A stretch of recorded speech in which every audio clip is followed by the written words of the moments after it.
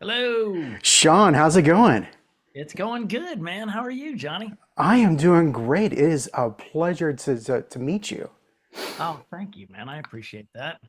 Well, welcome. You've had such a fascinating career, from cult classics to your latest project, Crust. I'm thrilled to dive into your journey and creative process today. Let's start at the beginning. Yeah, let's do it. Fans still remember you from as Roach from the People Underneath the Stairs. How do you reflect on that role now? And how did working with Wes Craven shape your understanding of horror and storytelling? Uh, well, it was my first movie, which was great. Um, I think the main thing I learned from Wes, he just A, very much cared about the acting, and B, he cared about keeping a very mellow set, keeping it relaxed and creative. Um, Storytelling wise, it was a very odd script with so many different flavors of, it has like wacky Three Stooges comedy with like a happy ending, with like attempted pedophilia and incest cannibalism, but it's the strangest movie. And in it, it has a lot of heart, I think. Because meanwhile, there's a little boy who helps save his neighborhood from slumlords, you know? So what it taught me is you can really put heart into horror, have a uh I mean, my gosh, he was way ahead of his time, in terms of like the social issues that he's speaking about in the movie. But it's also just about the empathy and the passion, that it takes to tell a horror crazy story, but also has a nice heart to it. Meaning, the the little boy really helps his family more than he becomes the man of the house, which he was always seen as not the man of the house. So it's just wonderful. My wife said that growing up, that was the scariest movie in the world to her because Oh, wow. her childhood home had a set of stairs like that Oh, with no. yeah, just like that was the creepiest movie ever. Yeah. Yeah, that's a little scary. Yeah. So the industry in general can be unpredictable and challenging. Was there ever a moment where you just wanted to walk away, but what's kept you going? No. I mean, I was looking at, when in 2000, when the industry changed a lot and a lot of outside corporations bought studios and kind of changed the model of how actors are paid and everything. Everyone just got scaled minimum. Everyone just got the minimum except for the stars. They took away all our quotes. Any quote that we've been building over the years, all those went away, and it was just scale. Um, and so the industry had changed drastically, and 9/11 that helped change things too. And so um, I had a side job, but then I also had a gig on a Nickelodeon show, which, does not pay that very well. They don't give you residuals, and the paycheck is very low, but it was really fun to be on it. And um, I sold blenders and I sold cookware in Costco's doing those demos for 7 years while I was still trying to work. But the problem is, if you're not giving it 100%, it's harder to book jobs and things. So, um, and then right after that was kind of done, is that's when I got Employee of the Month, which was kind of neat because it was in a Costco, and they said, we have to do this big long scene where you improvise about the store, and I was like, I got it. That's because I knew everything about it from the back to the front, all of it. So that was really fun.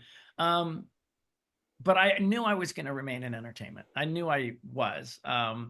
And then I started to teach, which is, part of entertainment is being a teacher.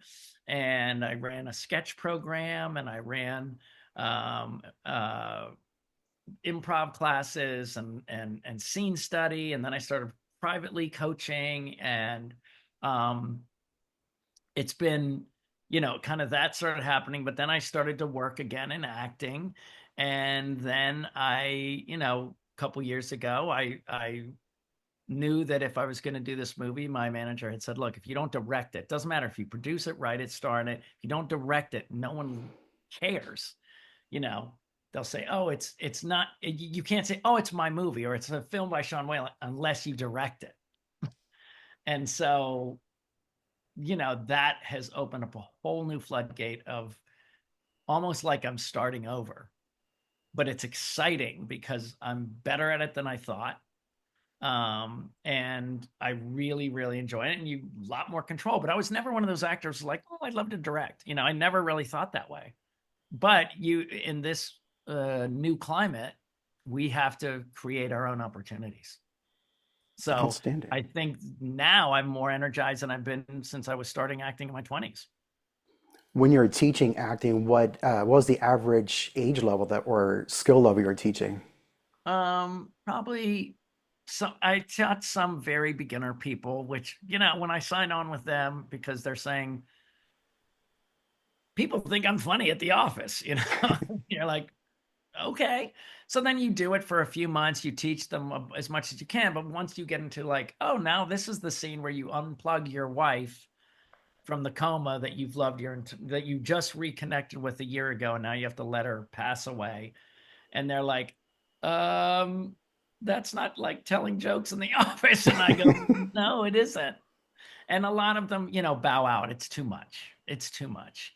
But it's what I love working is with intermediate actors and above who need to know the language, need some tight coaching, and I just do scene work and teach them how to cut through um, the time consuming process of not making it about memorizing lines. It's understanding what's happening. It's understanding who they are. It's understanding what they need to get from the scene. How do they feel about what's happening to them? The whole thing. So I uh, I I feel like mostly now I have just intermediate students. Outstanding. So you've been a mentor and influence to others. Who were your mentors and influencers? Uh, Easily would be Mindy Sterling, who played Frau Farbissina in Austin Powers, who yelled really loud in Austin Powers. She was definitely one of my mentors for the Groundlings. She was a huge part of my life there. Um, and I have to go all the way back to high school. Bill Evans, who was the music and chorus teacher, and Debbie Ryer, who was my drama teacher. They really, really started me in high school to get the right attitude and the path. I had beaten a lot of kids to get in the fall play, which was Godspell, and then we have a big production every year because there's only like 8 people in that cast, and I'd beaten out everyone, and most freshmen didn't get parts, so that was pretty exciting. And then when the Rock and Roll Revival, which was our big variety show that had been going for 15 years, I walked in and I was like, sang Day by Day. I didn't really work that hard on an audition because I was like, me, I'm good, man. You saw me in Godspell or whatever. And I didn't get a song. And I was like, what's up? They're like, just because that gig's over. You have to earn this gig. You have to do the work for this show. And you didn't do it. And it made me really humbled and go, oh, the work never ends. There is no coasting, you know? You have to work hard. So, though they were huge mentors as well. And then I would say Robert Carnegie at Playhouse West, like they were some of my mentors that helped me out a lot, you know, really good. And then just so many actors I worked. Bruce Greenwood really helped me out a lot. Different actors I worked with were really helpful. and what was the best advice that they gave you that still resonates with you today? Trust yourself. Good one. Trust Yeah. yourself. Do the work, show up prepared, but trust your instincts. You know, if it doesn't feel right and because you're like, oh, I'm afraid to fight this director or whatever, you got to go have a discussion and go, look, man, look, and you go collaborate. Don't be afraid to speak up and fight for your role, i.e., don't fight for your role so your role isn't like the movie's about me. You fight for your role to make the movie better. And that's the only thing is strive for quality and do the work. Do the work. You've been in movies as an actor for decades, but you transitioned from acting to writing and directing. What has sparked the desire to take on those roles, and how has that evolution shaped your perspective on storytelling? I think it was kind of what I told you. I had an opportunity to direct my movie. I'd written the movie 7 years ago, tried to get it made. Finally got the right producers, Dan Kearney, Felissa Rose, and who Felissa and I tried to do it years ago, and then we tried again later. But her new partner really sealed the deal for me. He was crucial to moving forward with that. And then once I started doing it, and now I'm in pre-production for my next movie. That's why I have this beard that I am directing, and I didn't write this one, but I'm directing it, producing it, and I've got an acting role in it. I'm not the lead, but a nice size role. Um, and I think that what it taught me is how little control actors have. You know, we have such little control. We don't have any control over um, if we're going to get the part, if we're going to, even if we get the part, who's going to do our scenes with? Will our scenes even make the movie? What if we walk in and we have, you know, scenes with one other person and the other person is their cousin, that doesn't know about acting? Then you don't really, if you do an independent, let's say, you don't can't control that. You can't control that casting. You can't control if the movie's going to be edited, and you certainly have no control over the quality of the actual film. So once I did Crust, because I really wanted to do that, that was a passion project for me. My brother stepped in and said, "Hey, you have things going. He wants to help me finance a production company. I've got an investor who is very interested in continuing working with me." And I think what's changed me is that, I get to actually do what I want to do, to the point that when I get an audition now, it's almost an annoyance. It's like, I got to audition for something, as opposed to sitting by the phone desperately waiting for one, because I'm too busy doing my own things. And it's just me being able to express the way I did when I wrote sketches at the Groundlings. There are things I'm interested with. I've handpicked and collaborated with a team that I think is superb now. So just having much more control over the entire process is I don't want to even say I'm an actor anymore. I just want to say I'm a filmmaker. I like And a that. filmmaker, who acts. That's fine, but I'm a filmmaker now. And I've written, I wrote 3 shorts and several scripts, and I've got a comedy series coming out in January. Um, and there'll be a big announcement of the one I'm working on now in the beginning of January, which we start shooting in February. Then I go right into writing my next movie, and so it's great. It's all very it's much better as an actor to be busy. Waiting around is a nightmare, because it really is absurd. Kevin Hart said, "I don't understand. I'm supposed to wait for you to tell me when I work? That doesn't make any." And think about Kevin Hart. Like, he's not a guy that like just sits around and kind of, he's such a hustler. He goes, "I just don't understand." So then he started going, "Well, I'm going to help produce these movies then, because I want to work." You know, if someone goes, "You don't get to work this time, Kevin," he's like, "Screw that. I'll just make my own." So that's it's just the control of your creative voice, more control of your creative voice.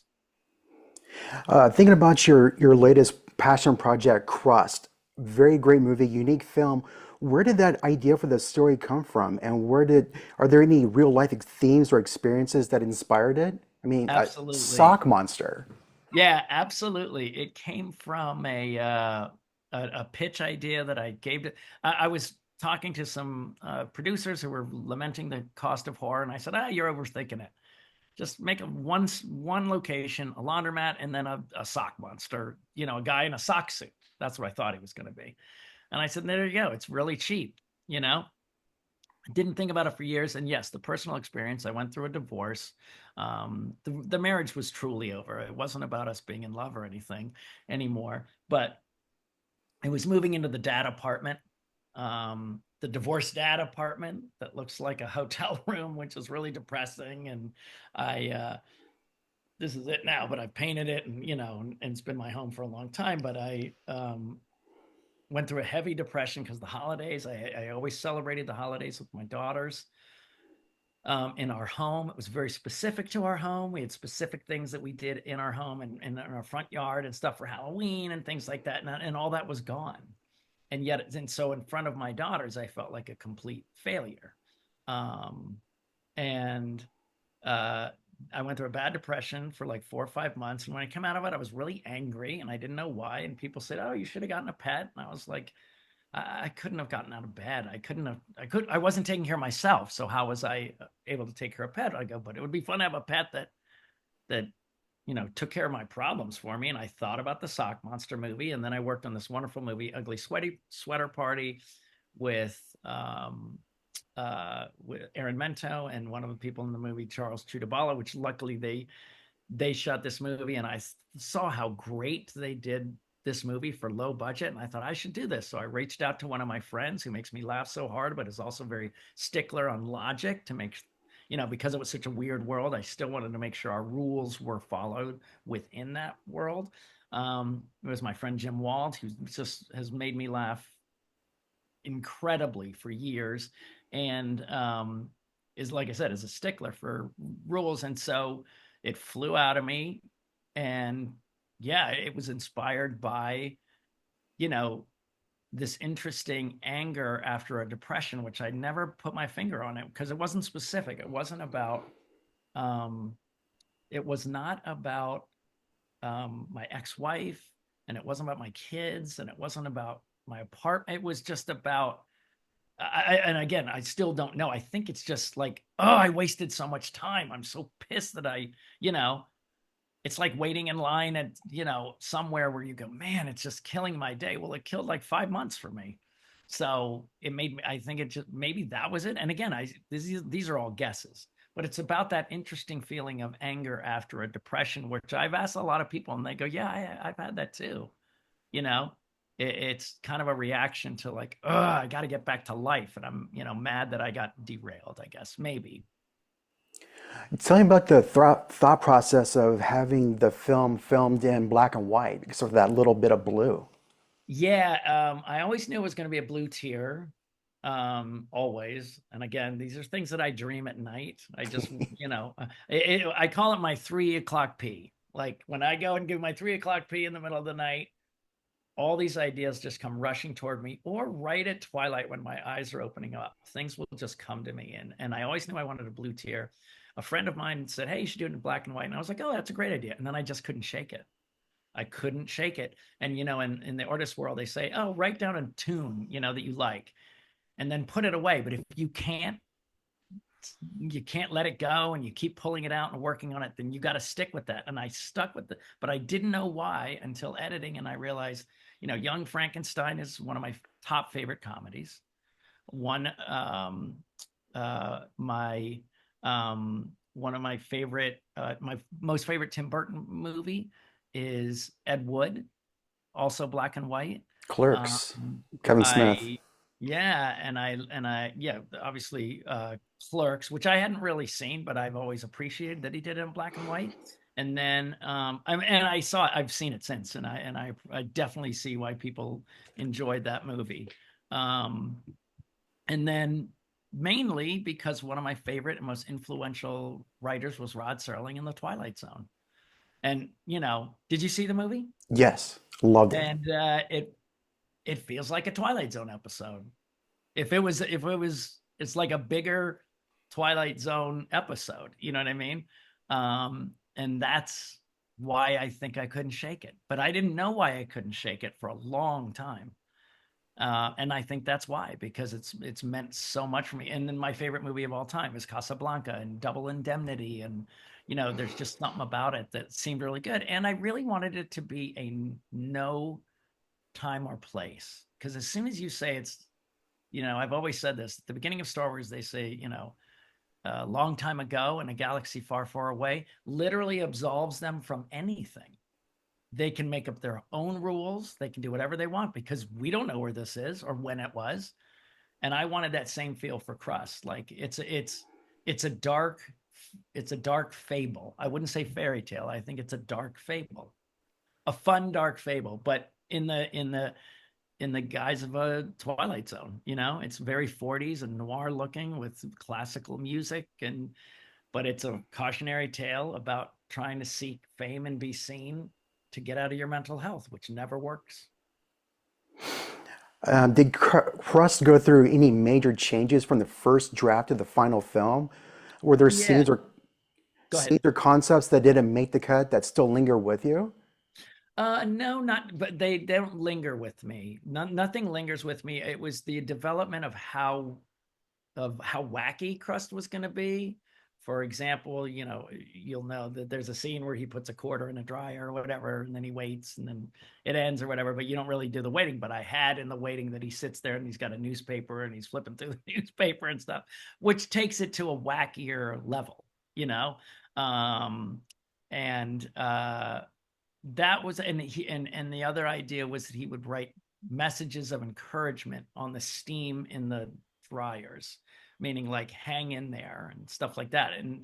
And my character would think it's Rebecca Kennedy or my partner Russ writing those, you know, for me to support me, you know. Um, but then that got too complicated too. It just felt like they need to get to know each other more organically, and that Crust doesn't really have those humanistic powers, you know, to write and to read a newspaper.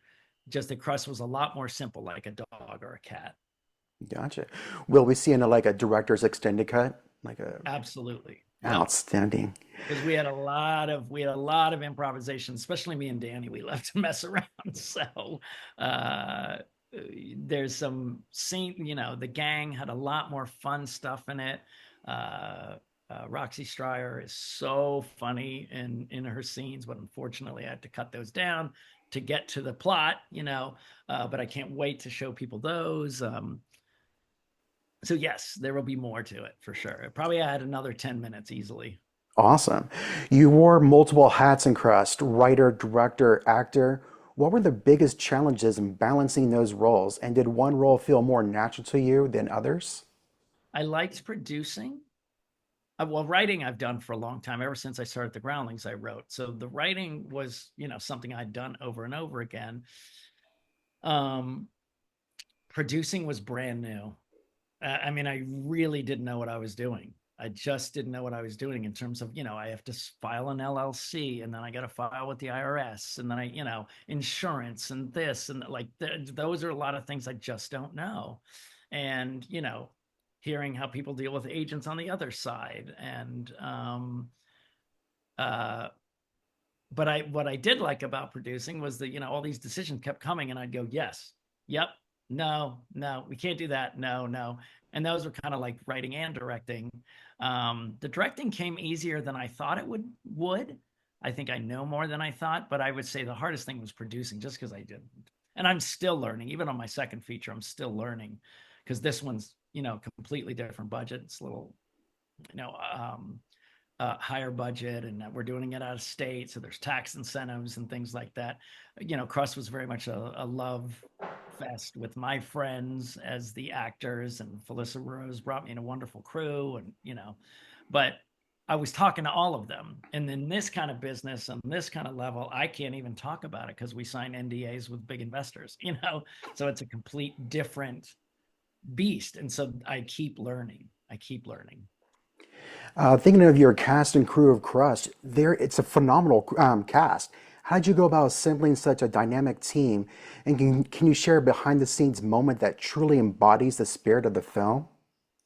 I would say, like I said, Felissa wanted to help me with casting and crew, but she was great at helping me pick a crew. Her and her partner Dan Kearney, and I, like I said, I cast.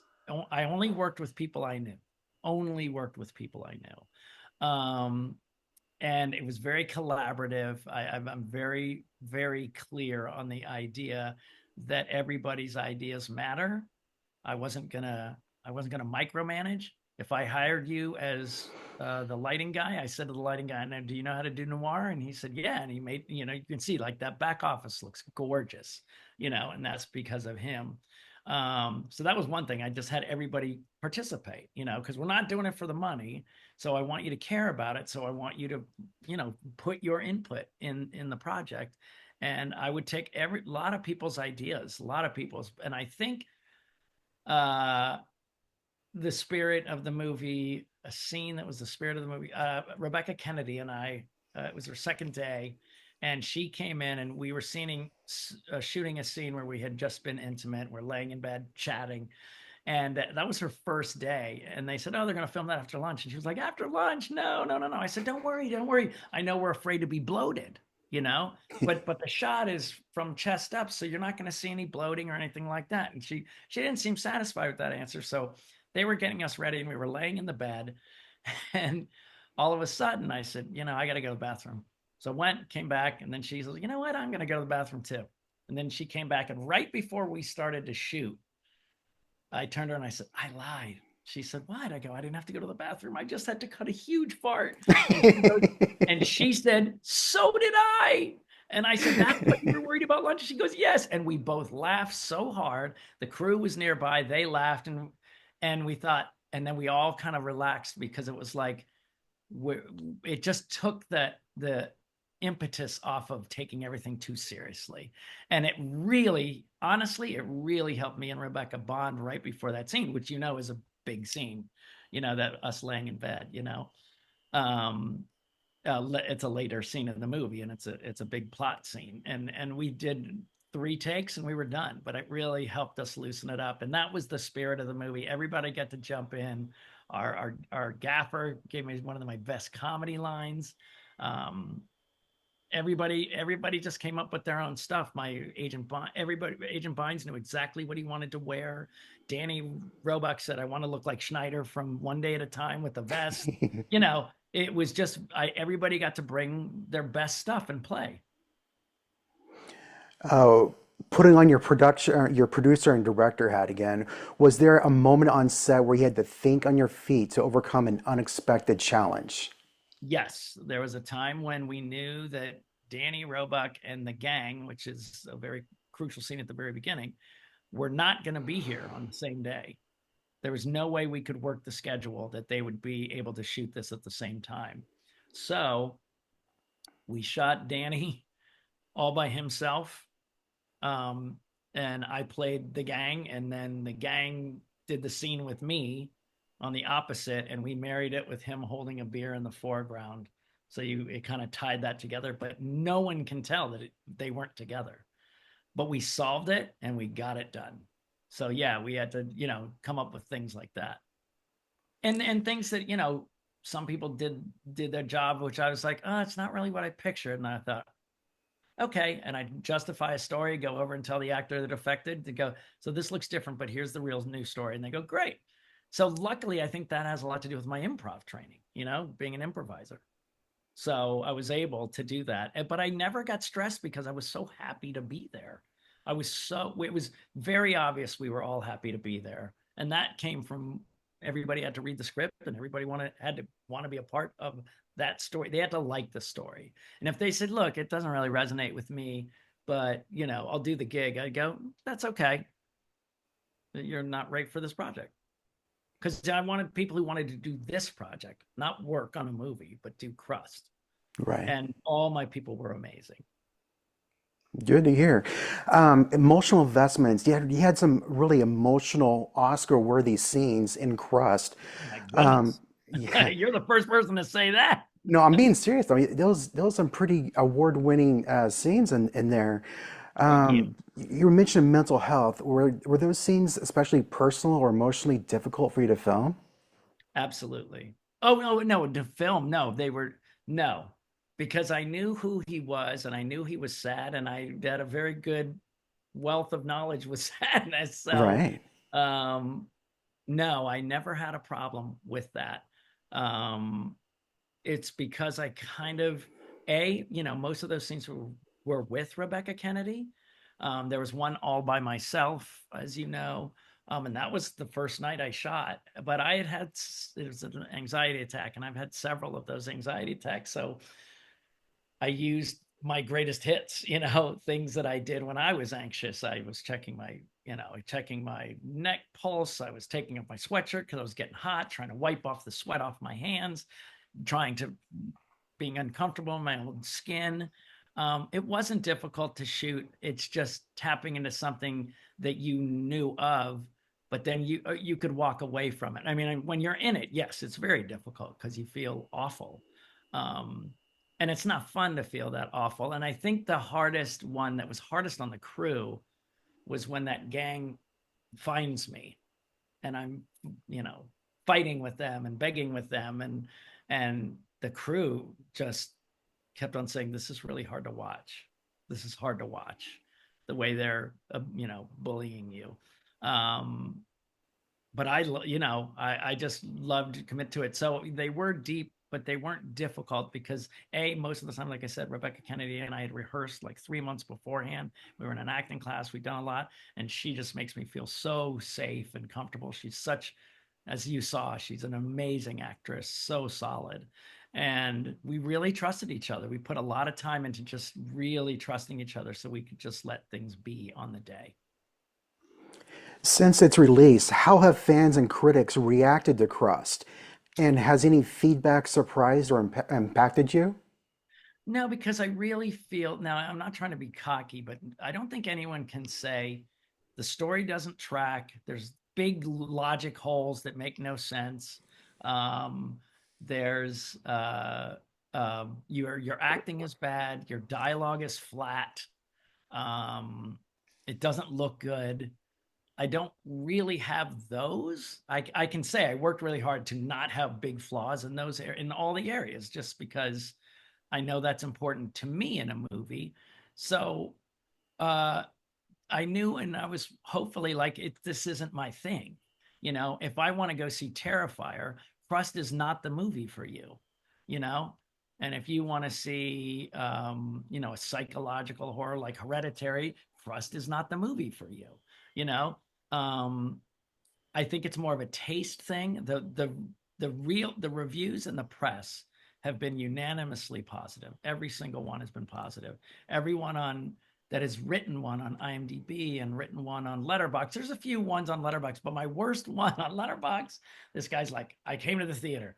There's so many other movies I would have loved to see, but they show me this one. And he's like, oh my God, it's so weird and crazy. Da, da, da, da. And so he gave it a 1 star, but at the last line, he goes, but I'll be the first one in line for Crust 2.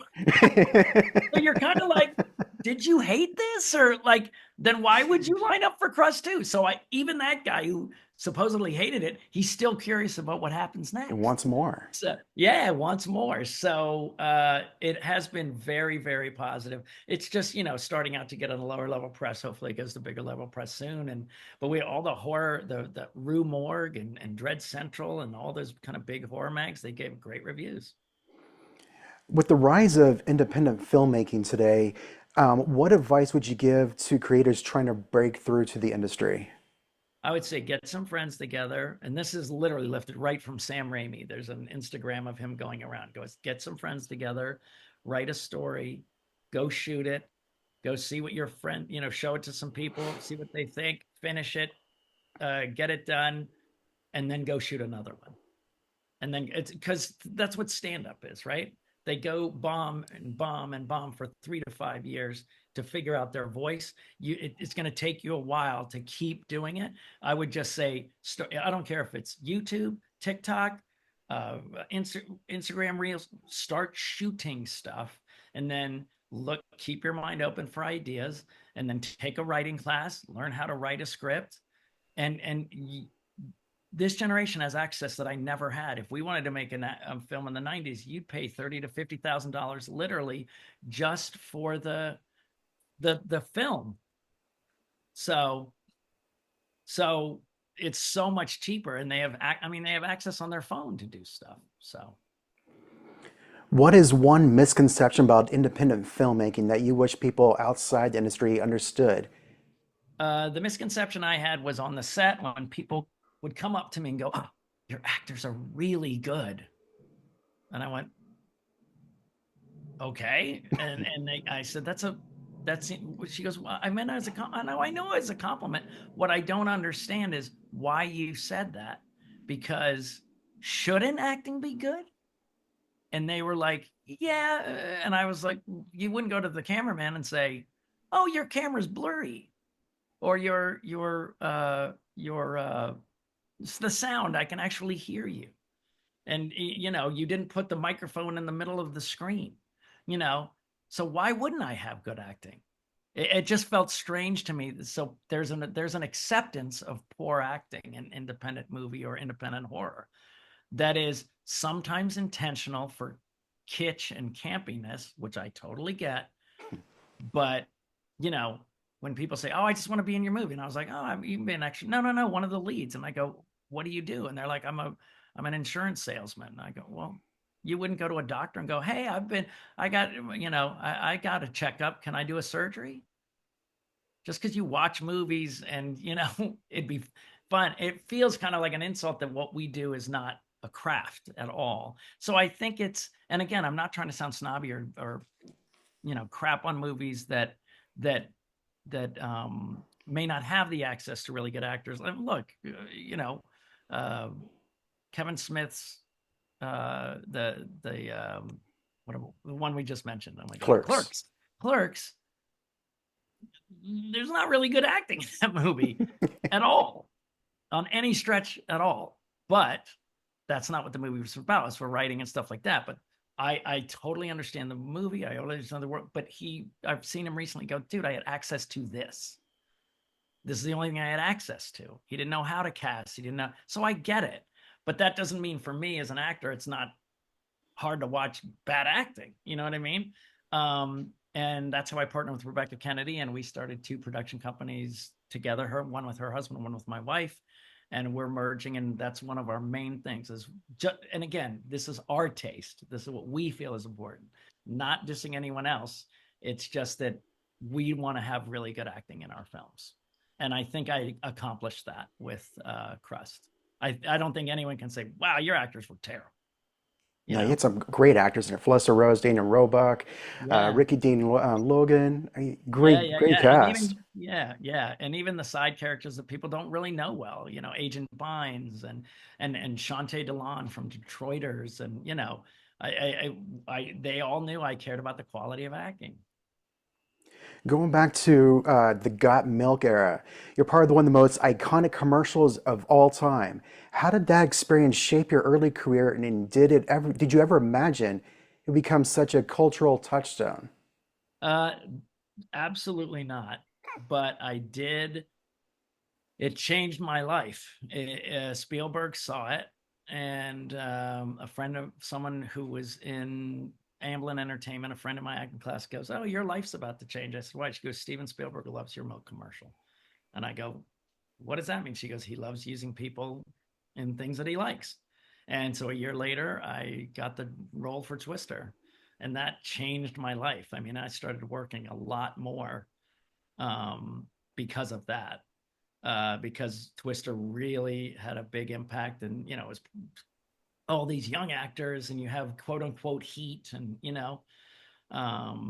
so that milk commercial, if Spielberg hadn't have seen it, I wouldn't have been in Twister, and that's what changed everything. My commercial career ended because it was played too much, and everyone associated me with one product and never trusted that I could sell another product without people thinking, "Oh, that's the guy from the milk commercial." So that was a bummer, but it started my theatrical career, which was lovely. Are there any dream genres or stories you haven't explored yet but are itching to dive into? Something different from horror? I think I read that you Yeah. haven't done a Western yet. No, like yes, but in terms of acting, I really want to do a Western. I'm dying to do a Western. Um, but then I would say um, a straight comedy. I would love to do just a straight on. I mean, Crust is probably more comedy than horror, but I would love to do a straight comedy, and something poignant. I have a friend who's got a dramedy movie that I love. It was on the I was on, it was on the 1% of the blacklist, like one of the top read scripts, and I love his script. But right now, those kind of movies are very hard to sell. it's much easier for me to sell horror. So the reason I'm starting with horror is because, I've been in horror, people know me from horror, and it's what's selling right now, but I can tell it the way I want to tell it, do it the way I would do it. And then hopefully if I get a little bit more of a name, I can branch out into regular comedy, regular drama D's. And I think, but to answer your question specifically, yes, absolutely. I would love to direct a comedy. Awesome. In Crust, the themes were very bold and dark and humorous. Were there any risks you're nervous about taking, and how did you push past those doubts? No, I just knew my sense of humor. And to be quite frank, the horror community isn't very squeamish or offended easily. So they're not. So Yeah, you're looking if at I wanted to Terrifier, do yeah. dark, as you know, the beginning of my movie, the first thing you see is this, reflection on child actors. And I knew if you don't make it through that newscast at the beginning, then you don't get my humor, you know, because some could see it as like, oh my God, this is, but where it's a dark, weird humor. I'm more of the Mel Brooks type of mind. Just go for it, be funny, and either people get it or they don't. But no, I never had any problems with the themes. If someone were to describe your legacy in Hollywood 50 years from now, what would you hope they would say? That he, like on my social media and everything, he tried to make us have he helped us have fun. He enjoyed life, had fun, and tried to help others have fun.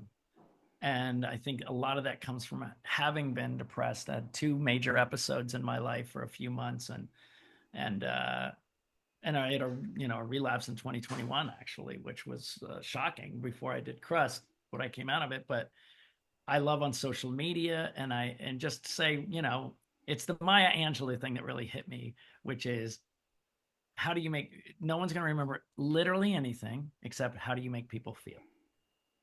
And I hope people say, oh, he was really nice, he was friendly, and he made me feel great through his entertainment, through his movies, through his social media, through my interactions on like TikTok lives and live things when I shoot stuff, that they just say he was fun and made me feel seen and heard. If you could work with any current filmmaker or actor in Hollywood, who would it be and what kind of project would you dream up? I mean, I would love to work with comedically, like Will Will Ferrell, or I'd love to work with Jordan Peele.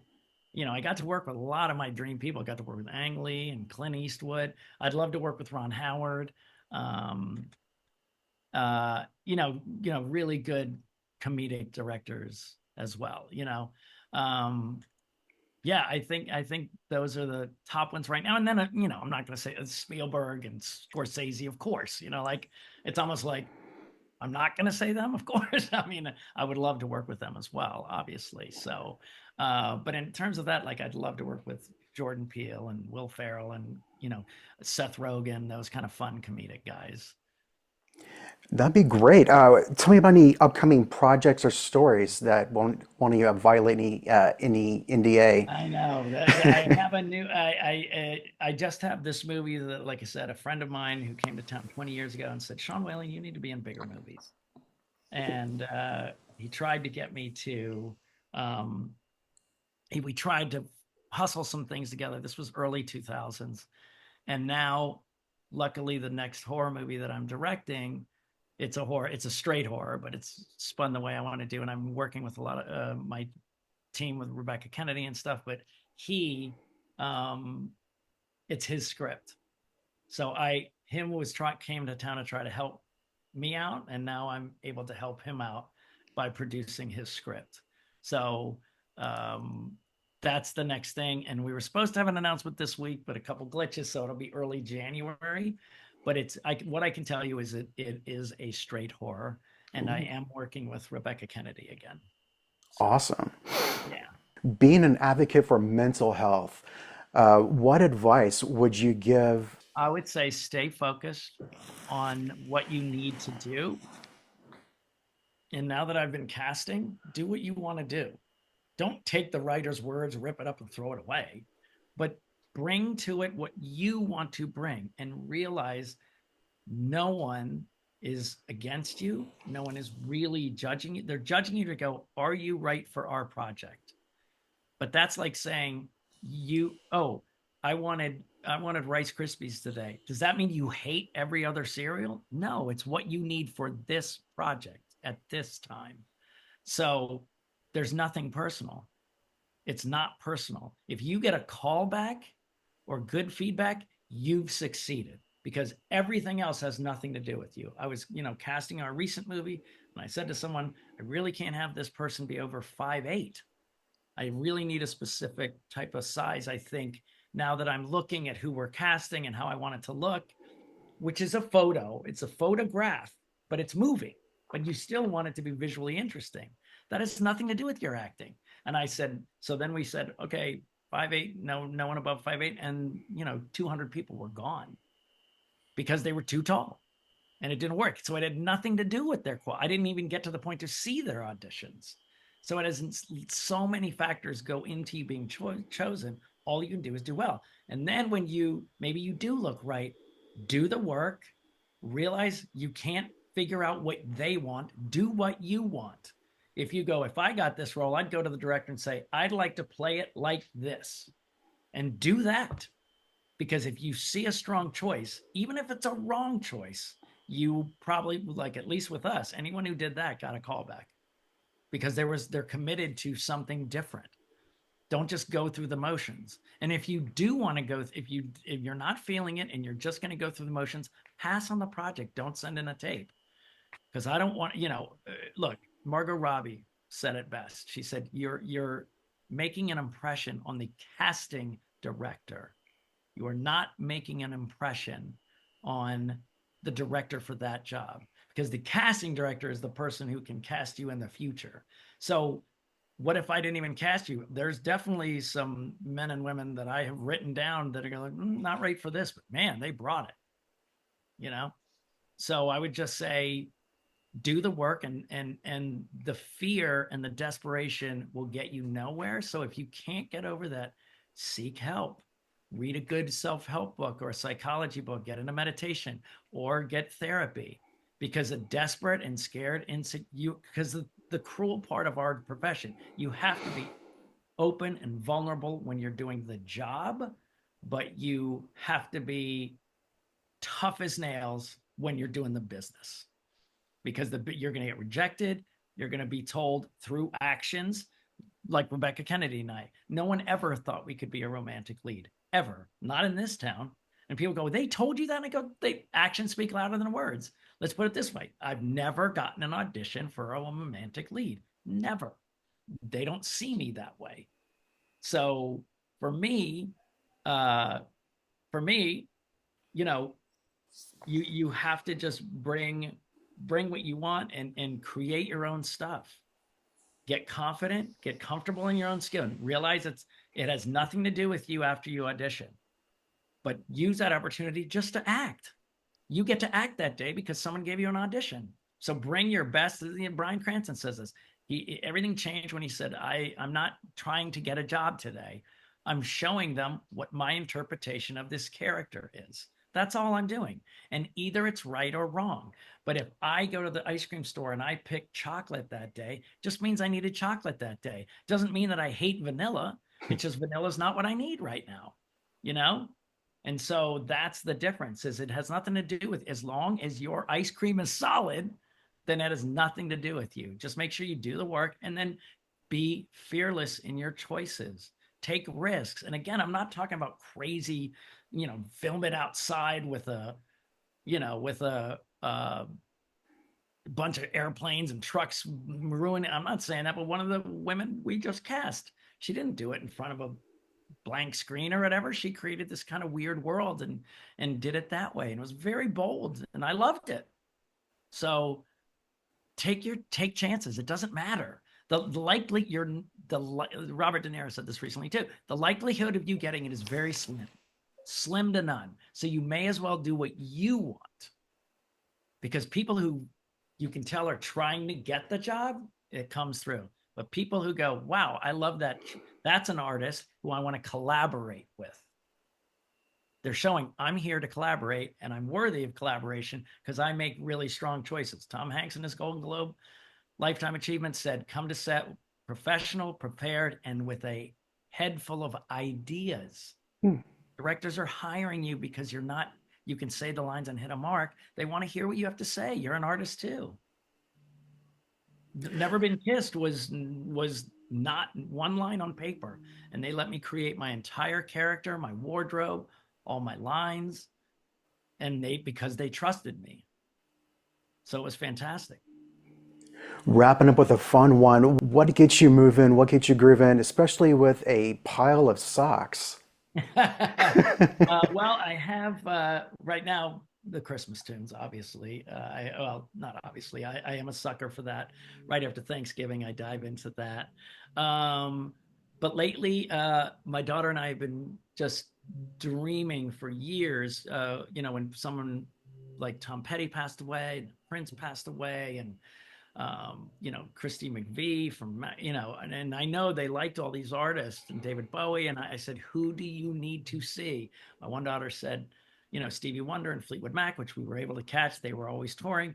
And then Stevie Wonder hasn't toured in like several years. And my other daughter and I have been waiting and waiting and waiting and waiting. And we finally got to see him live. And it was just as good or better than I could have expected. It was just so, so amazing. So I've been listening to some Stevie too, along with my Christmas tunes.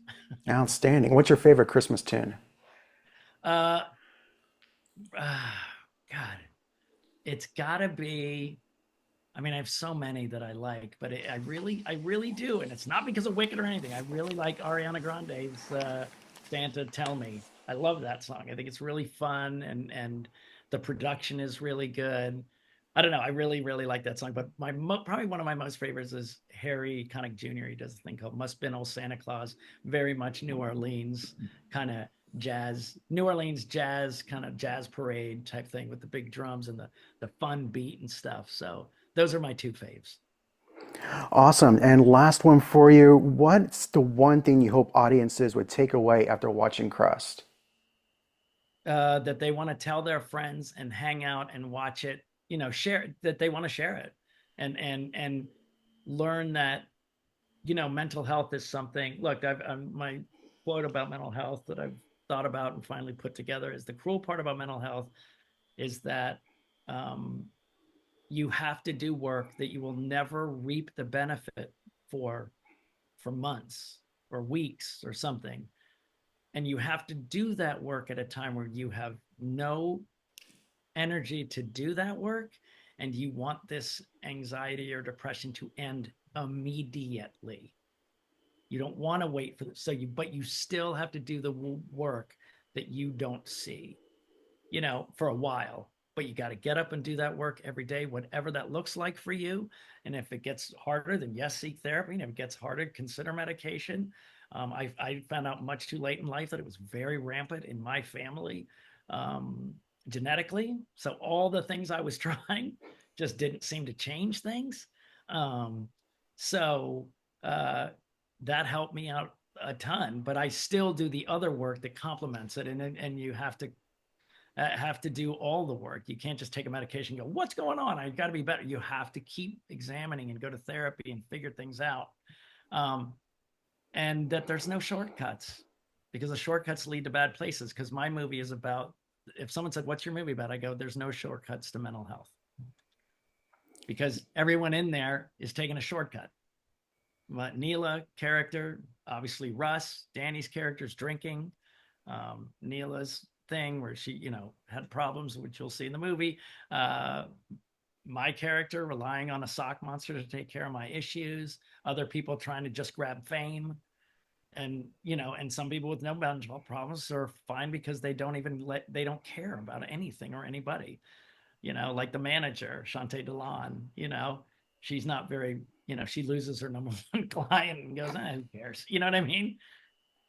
And so yeah, that have a great time, maybe think about mental health a little bit, but really it's about coming home with some friends, grabbing some gummies or adult beverages and having a blast, the president of Anchor Bay said it best, Thomas Zembek. He said, I challenge you not to have a good time, watching this film.